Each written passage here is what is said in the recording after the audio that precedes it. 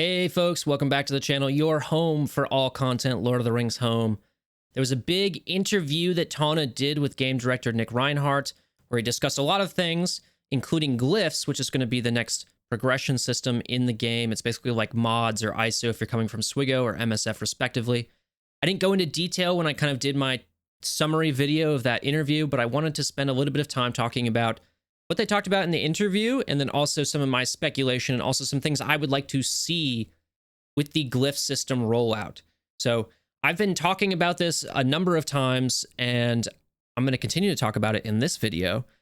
Basically, Glyphs need to come out with a good suite of quality of life features. So to me, that's going to include something to make it easy to find the glyphs, view the glyphs, see which characters you have glyphs on, saving either per character or per set, being able to swap very easily, that sort of thing. I would also like to see kind of recommended glyphs for a particular character in terms of maybe sets or what stat bonuses people are aiming for on a particular character. I prefer that to just CG recommending something. I think it's important to have that community sort of aspect to it. They kind of do this in Swigo. When I was playing Swigo, mods were still kind of a chore to some degree. Obviously, the most competitive players got really into mods, and mods are very important, but a lot of people were not engaging with mods because of how much of a chore it was. That's not what you want when you're releasing one of your big progression systems. The only progression system we're going to get for the rest of the year, right, is that you want people to be able to engage with it and engage with it meaningfully.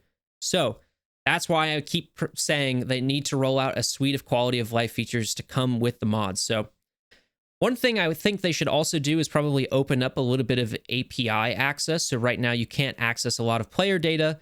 What you can see is what you get on LOTR.gg. If you go to like a player's profile, you can just see that squad that they set up and put, but you can't see any of their roster, any of that sort of stuff. So opening up API access probably gives people the ability to then, look at it with a bigger view, do more advanced things with their glyphs, which I think is also a big deal. There's also this utility, hot utils, that Swigo players often or sometimes use that can help you optimize for a particular character with your whole mod roster in that case.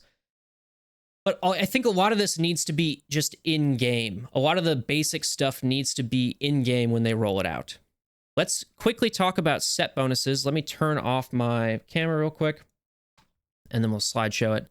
So these are the ones that they said were basically finalized, and we can expect that they're going to be coming to the game. Maybe they'll get a little bit of tweak, but they're basically final. Lembas, at the end of a character's turn, X% chance to regenerate 1 stamina in 1 random ability. I thought, when I heard this, I was like, oh, Elrond is basically a lock for this. My thinking here is essentially like you have a % chance to regenerate 1 stamina for his wave, which is really important, especially after you use it. You can build it back up again a little bit quicker. But also, if you've just revived a character, right, your special one, your heal goes from 2 to 4 in terms of cooldown.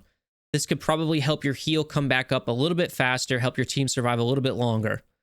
The next one, over ear, gain X% of turn meter at the start of each encounter, but reduce speed by X%. I saw a lot of people saying that they would just put this on everything. I don't think it's going to be that powerful, if I'm being honest with you, because to me, there's not really an ability that stands out that you can use on turn 1 that would essentially decide the course of the battle immediately. The game is not balanced like that. So people are saying, oh, if you get Wubute's slow out on turn 1, then it's basically game over. I'm not so sure that's the case. You do end up reducing speed by X%, so you have to consider that as well. So I think actually characters that have a taunt, not provoke, but a taunt are actually really would benefit a lot from this, right? So imagine you have this on Boromir. He can get his taunt out early, get it up, but then he's got reduced speed, so he keeps his taunt up longer. I think that's a good use case for this particular set. Last Stand, start each encounter with a stack of Unbreakable. When lost, gain Might plus advantage for 1 turn. I think this is great as a specific counter to certain teams. So against maybe Ironhide, right? He does his big swish, clears off the Unbreakable. Your team immediately has advantage and they're going to crit, right? Because, they have Might and they have advantage because they're going to crit.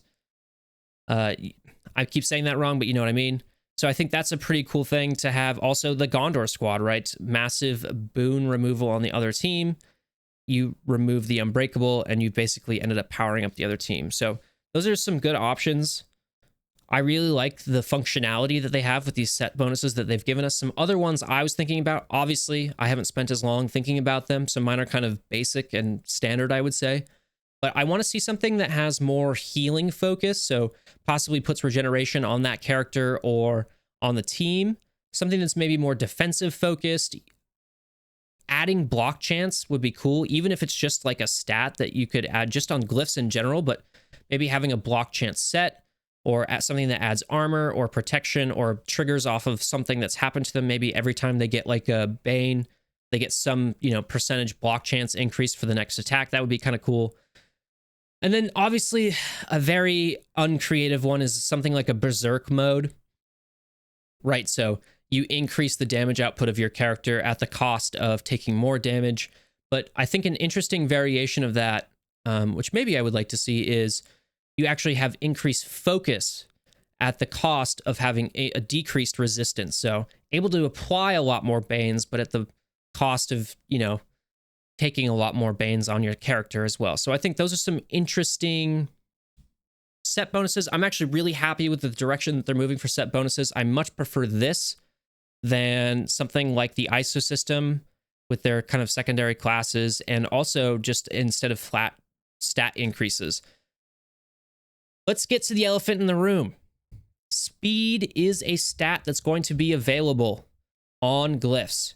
And it sounds like from the interview that you're going to have one particular slot that is able to have a primary stat of speed. So there are 6 slots, right? Each one of the slots probably has a variety of primary stats that you can have for that particular slot. And then the way it works in Swigga, which I imagine is going to be the way it works here, is let's say you have a primary speed glyph in one slot, you can't get a speed secondary in that on that particular glyph. I'm pretty sure that's the way it works. If it's not, please correct me down below. But the example that Nick Reinhardt used when he was in this interview with Tana was being able to tune your turn order, and he specifically mentioned Gandalf going before Legolas. So if we look here, Gandalf the Grey has 155 speed, and Legolas, let's see, Legolas has 180 speed. So that's a speed of 25 to match Legolas, and then it's kind of a toss-up as to who's going to go first, right? So I'm just going to use 25 speed as just as sort of a back-of-the-envelope calculation. I don't know if Nick meant to include that example intentionally. If he did, then I think this is probably going to be like a clue as to what we should sort of expect. They mentioned that they don't want speed to be this runaway stat where you just have to have speed, speed, speed on everything, right? So they want to essentially have a narrow range of speed that you can get and also just decrease the overall speed that you can get.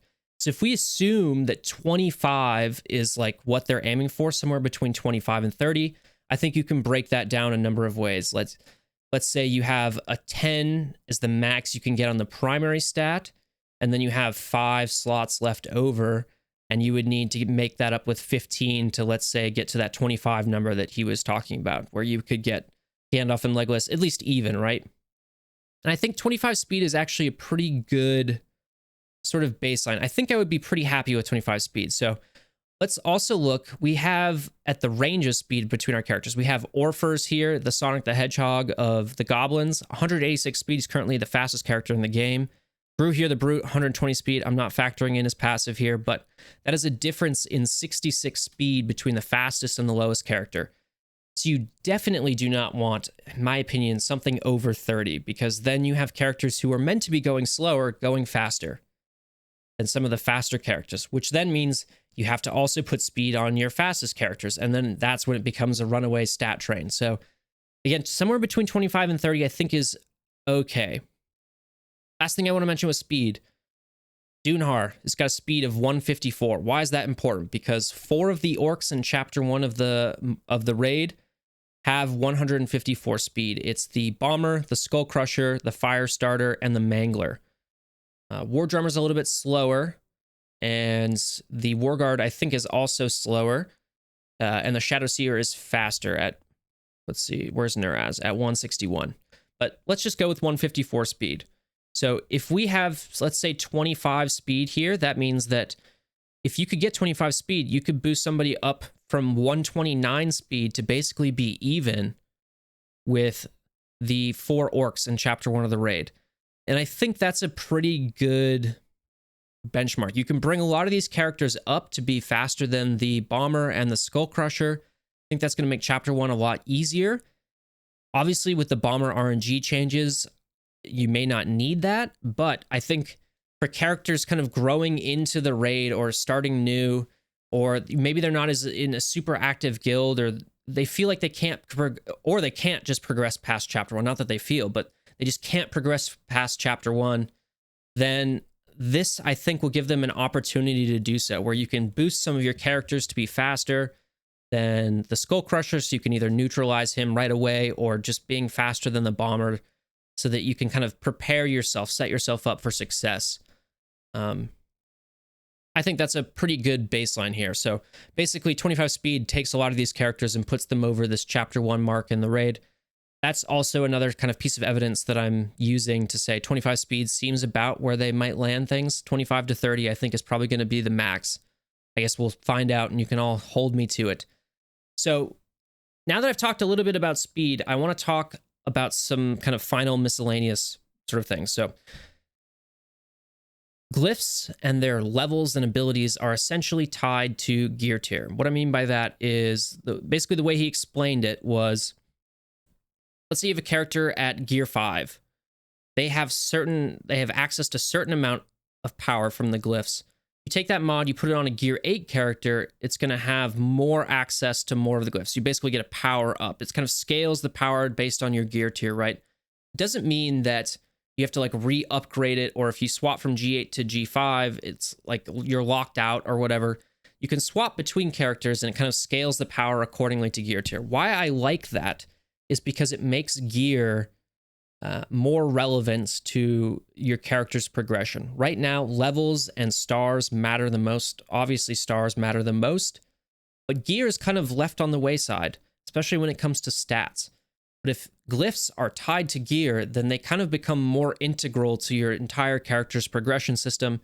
It shifts a little bit of the focus from just going for shards to, okay, maybe I also need to consider gear for a certain, subset of my characters.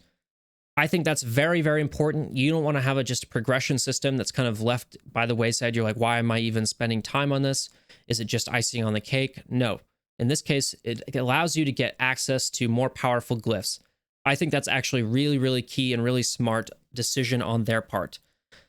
I will say, the way that we are able to farm glyphs is also going to be very important. I really do not want it to be using regular energy or guild energy. It needs to be its own separate energy. And I think that's the way it's probably going to be, because that's how it is in Swigo. You have mod energy in Swigo. You might have some sort of glyph related energy here. It should have its own campaign as well. That way you can focus on getting gear, character shards, or ability mats and character XP from those other 2 campaigns, and then you can focus on what mods you want to farm in the mod campaign. This is, at least when I was playing Swigo, that's how it was. And I would prefer to keep it that way, so I don't have to make harder and harder choices about whether I want to get character shards, gear, or mods from just using something like my normal energy. I think that's kind of spreading the resources too thin, the energy resources too thin. Okay, the last thing I want to talk about here is gold cost. I think it's probably going to be the case that you're going to need gold to upgrade your glyphs. I'm going to keep interchangeably using glyphs and mods because they're basically the same in my head, so I apologize for that. But you're probably going to have to use gold to upgrade glyphs. I feel like that's fine. They've alleviated some of the gold crunch with the raids, especially once chapter 4 is released, right? There's a good opportunity if you're in if you're in like a very active guild, that you are basically going to be getting 4 personal reward tracks every week. That's a ton of gold. Promotions obviously take a chunk out of that, but I think there's going to be, they gave us a way to basically decrease the gold bottleneck.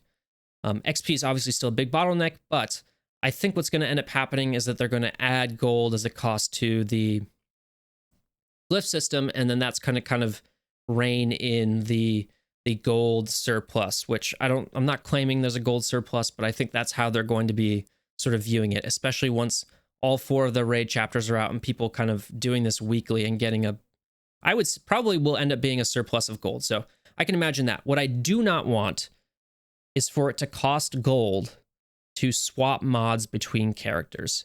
I think that is not a great resource sink, and it makes swapping mods more of a chore. People are more hesitant to do that. And again, I think that's detrimental because it means people aren't engaging with your progression system as much as you would like. So that's where I'm at there. Let me know what you think down in the comments. Are you excited? Are you not excited? How do you feel about speed? Are there certain bonuses that you would like to see? But that's all from me today. Thanks for watching, and take it easy.